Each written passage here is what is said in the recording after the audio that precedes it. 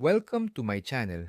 Kung bago ka lang at hindi ka pa nakasubscribe, subscribe ka na for more Pinoy BL kwento.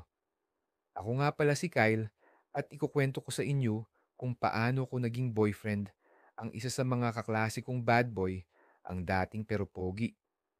Magkaklase kami ni John nung high school. Kahit na magkaklase kami, hindi kami masyadong close dahil iba ang circle of friend ko sa circle of friend niya. Yung mga kaibigan niya ay yung mga tamad mag-aral.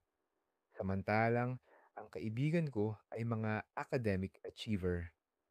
Isang araw nag-announce ang advisor namin na na-approve ang camping namin magkaklase. Pero sa school lang, pero okay na yon. At least may experience ko mag-camping kasama ang kaklase ko at ang aming advisor dahil mapera ang isa kong kaklase. Provide niya na daw ang 15 tent. Sa isang tent ay okay ang 2 tao, sabi ng teacher ko. Mas masaya kung bunutan ng kasama sa tent since 16 ang girls sa'min at 14 ang boys, meaning yung 8 tent ay para sa babae at yung natitirang 7 tent ay para sa lalaki. Bunutan ng number. Kung sino ang kasama mo sa tent, ang nabunot kong number ay number 7. Ibig sabihin, kung sino man ang nakabunot ng number 7 ay siya ang kasama ko sa tent. Kaya tinanong ko sa ibang lalaki kung sino ang nakakuha ng number 7. Si John ang nakakuha ng number 7. Ayoko sana, pero wala akong magagawa dahil walang gustong makipagpalit sa akin. Kaya sabi, okay na lang. Nag-uusap na ang mga kaklase ko kung anong mga dadalhin nilang mga pagkain at nga gamit pang tulog. Like unan at kumot. Since kami ni John ang magkasama sa tent, tinanong ko siya kung anong dadalhin niya. Sabi niya kanya kami. Dala ng unan at kumot, pati pagkain. Kaya sabi ko, sige, araw na ng camping, Sabado namin ginanap para walang pasok. 4:00 ang aming call time para pumunta ng school at mag-set ng tent ang mag-prepare ng malaking campfire. At para makaprepare din ng aming kakainin habang nasa campfire, itinayo ko ang tent mag-isa since wala pa si John. Natapos ko nang itayo ang tent nang dumating si John. Madami siyang dalang mga pagkain like junk food at mga tinapay. Tapos, dala niya din yung gamit niya pantulog. Tutulong muna daw siya magluto dun sa ibang mga lalaki. Kuha lang daw ako ng tinapay kung gusto ko. Kaya kumuha ako haha. Nandun na kami nakapaikot sa campfire habang nakain ng hapunan kanin, fried chicken at adobong manok ang ulam namin. Kaya nabusog kami. Masaya kami ng gabing iyon. May nagsasayaw at nakanta. May naggigitara. Inabot kami ng mga 10:00 sa campfire. Yung iba pumunta ng tent, yung advisor namin, sa classroom, matutulog. Ako din pumunta na sa tent namin ni John. Yung ibang mga lalaki nandun pa rin sa campfire. Habang ako nakahiga na sa tent, naglalaro sa cellphone. Nang dumating si John na amoy gin, tinanong ko kung uminom sila. Sabi niya kunti lang naman. Tinanong ko rin kung paano nila nalusot yon.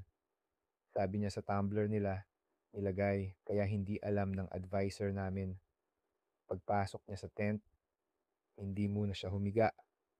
Naghubad muna siya ng kanyang damit. Dahil dun, nakita ko ang katawan niya. Matipuno at maskulado siya. Hindi ko maiwasang tumingin sa katawan niya. Nagkwentuhan muna kami bago matulog. Tinanong niya ako kung may crush daw ako sa school. Sabi ko naman, wala. Tapos, siya naman ang tinanong ko, ikaw may jowa ka na. Sabi niya, mas okay pa na mag-ML kaysa magjowa, haha. Nagulat ako nang tinanong niya ako kung malaki ba daw ang aking batuta. Yung kanya daw kasi, malaki. Sabay pakita niya sa akin. Malaki nga, nasa 7 pulgada. Tapos mataba pa. Wala lang naman sa akin dahil pareho naman kaming lalaki.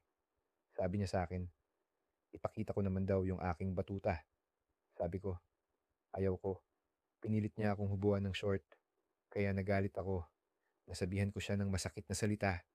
Walang nakarinig sa amin dahil malayo ang agwat ng mga tent. Tumahimik na lang siya sabay higa. Nakonsensya ako sa ginawa ko, pero hindi ko naman kasalanan. Kasalanan yun ni John, pero masama pa rin ang ginawa ko. Kaya humingi ako ng tawad pero wala siyang kibo. Kaya kinuha ko ang kanyang kamay, tas nilapat ko sa aking batuta. Inalis niya ang kanyang kamay at tumingin sa akin. Sinabi ko na nagsusorry na ako. Sabi niya, kung gusto mong patawarin kita, kiss mo ako sa lips. Sabi ko naman ayoko. Then sabi niya, bahala ka dyan. Hindi kasi tayo magjowa, kaya hindi natin yun pwede gawin. Sabi ko, paano kung gusto kitang maging jowa? Papayag ka ba? Sabi naman niya. Tapos, bigla niya akong hinalikan sa lips. Nagulat ako, pero hindi na ako nag-react. Parang mga 10 segundo nakalapat ang labi namin dalawa.